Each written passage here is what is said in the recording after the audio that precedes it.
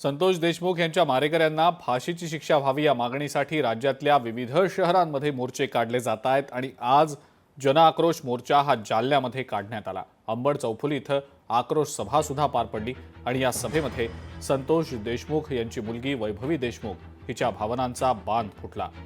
भर सभेत ती ढसाढसा रडली। तिच्या भाषणानंतर उपस्थितांना सुद्धा अश्रू अनावर झाल्याचं पाहायला मिळालं।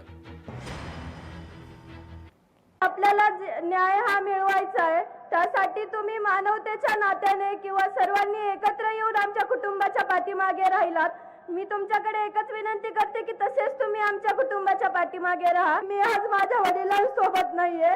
पप्पा, तुम्ही आज जिथे कुठे असताल तिथं जसं तुम्ही आजपर्यंत हसत राहिलात तसंच तिथं हसत राहा आणि आम्हाला देशमुख कुटुंबाला माफ करा की आम्ही तुम्हाला वाचवू नाही शकलो। मला माफ करा। आत्ताच मानवाधिकार मध्ये आपल्या याचा गुन्हा नोंद झालेला आहे। ते लवकरच पथक बीडला येईल। तर आपण सगळ्यांनी मिळून जे सगळे तज्ञ मंडळी आहे, मला जेवढं या केसमधलं माहिती आहे, मी जेवढं मुख्यमंत्री साहेबांना बोललोय ते आपण मांडून आपल्या भावाला न्याय घेतल्याशिवाय आपण माघारी फिरणार नाहीत।